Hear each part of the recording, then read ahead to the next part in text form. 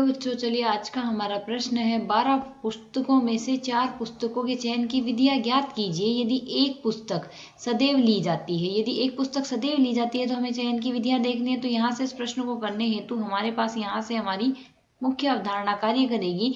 मुख्य अवधारणा यहाँ लेंगे हम। यदि हमें n में से r का चयन करना हो तो n में से r के चयन की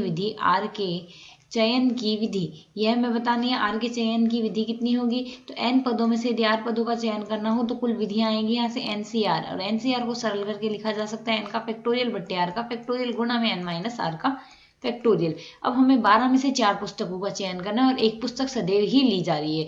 तो एक पुस्तक सदैव ही ली जा रही है तो 12 में से वो एक तो नियत हो गई कि वो तो ली ही जाएगी। बची अब हमारे पास 11 पुस्तक। उन 11 पुस्तकों में से हमें कुल 4 पुस्तक, 12 में से 4 का चयन करना था, किंतु एक का तो चयन हो चुका है। तो अब हमें 11 में से कितने का चयन करना है? 4 माइनस 1 अर्थात 3 का चयन करना होगा।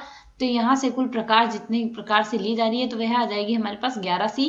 3 के बराबर 11C, 3 को सरल करके लिख सकते हैं 11 का फैक्टोरियल बट्टे 3 का फैक्टोरियल गुणा में आएगा 11 माइनस 3 का फैक्टोरियल।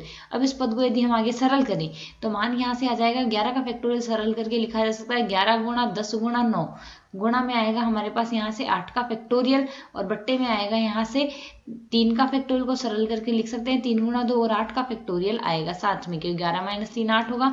8 फैक्टोरियल से 8 फैक्टोरियल कट जाएगा और 3 को हम 9 से काट देंगे 3 आ जाएगा, और 2 को हम 5 से काट देंगे, यहाँ से 10 से काट देंगे 5 आ जाएगा। 5 3 15, 15 को यदि गुणा करते हैं तो हमारे पास कुल मान आएंगे 165। तो यहाँ से इस प्रश्न का हल आएगा 165 तरीके से चयन किया जा सकता है। आशा है समझ आया। धन्यवाद।